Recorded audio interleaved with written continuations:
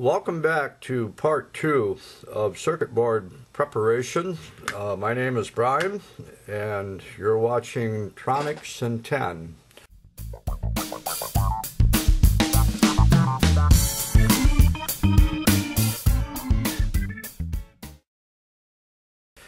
I have here an amplifier that I built some time ago.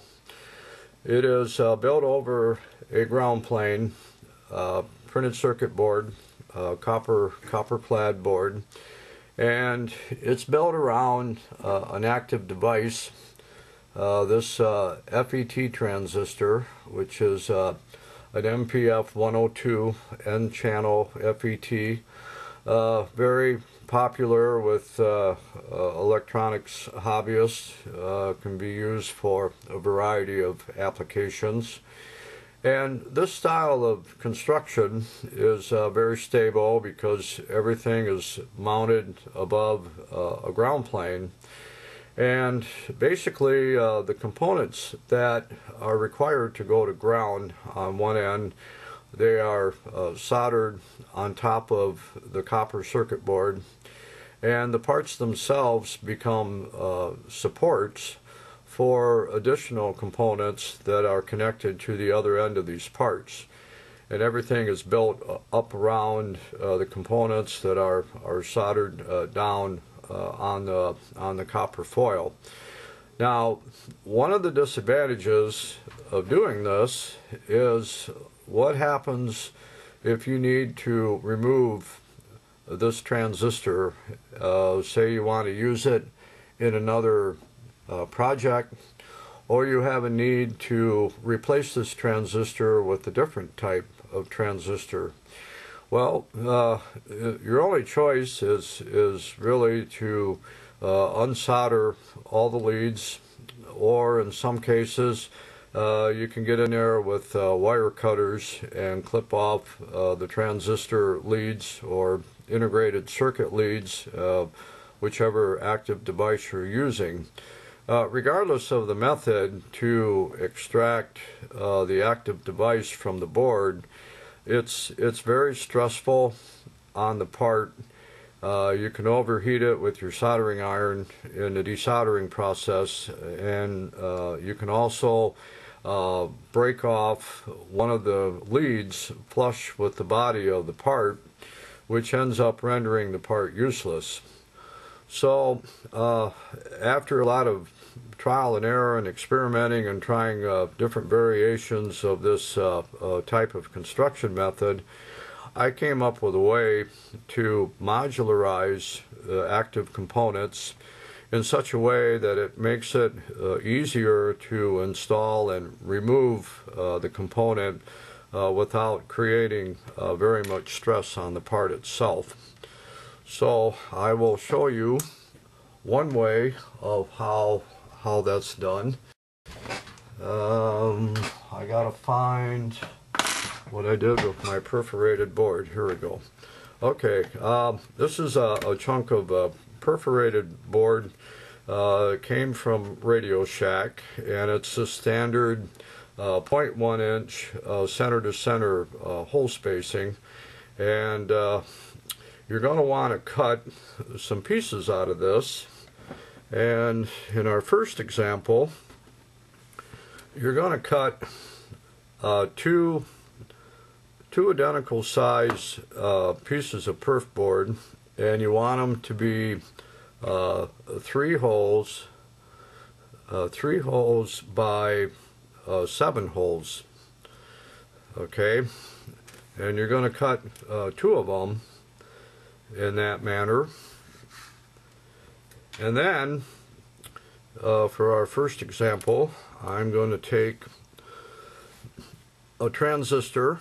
This is a 2N3904 MPN transistor, and I have the leads bent in such a way that when I insert them into the board, I'm going to use every other hole in the perf board, so it sits much like this. Okay, Then the next step is using a pair of needle nose pliers. I'm going to take and curl the leads around in such a way that they pass up back through the perf board. I get things to line up here correctly.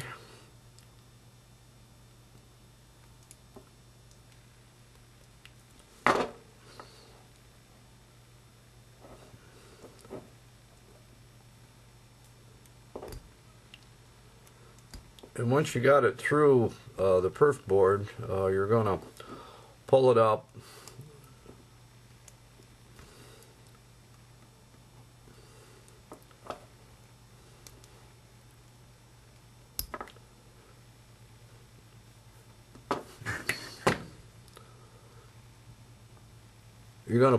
through the top of the board so it sticks up like that. And you're going to repeat the process for the other two leads. So now we'll work on the middle connection of the transistor, which happens to be the base connection of the transistor. And we're going to bend this around.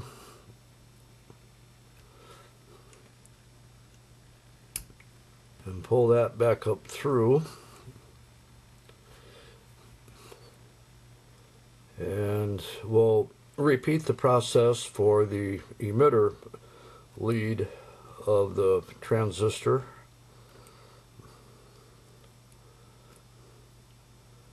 The trick is to have a small enough pair of needle nose pliers that you can get in there and grab a hold of this and twist it around so you can get it to go back up through the hole of the perf board.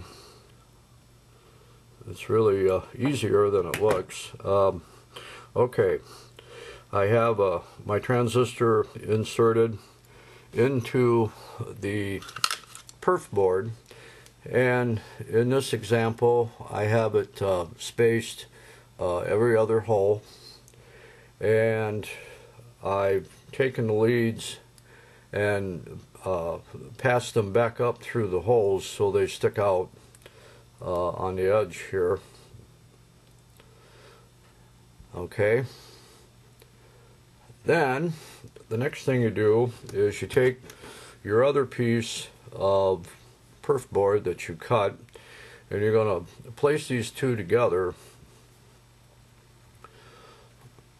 And then using some component leads that you've clipped off, resistors or capacitors from other projects, or just a solid piece of copper wire, you're going to use them as tie wraps. Tie wraps will be used to secure the two halves of the board together, and you pass that through the middle hole at the end and pass it up through the upper part of the board, and then you're going to bend it around and twist it just like a tie wrap.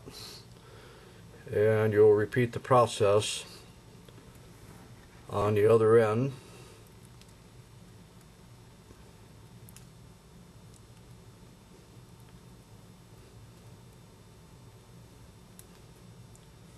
And you twist that together, and that holds the two halves of the perf board together. And then you want to trim off the excess, leave about 1/8 of an inch or so sticking out, because that will become the mounting ears for when you set it on your circuit board. Okay, and you solder down the tie wraps that you put on, and that anchors the transistor in place.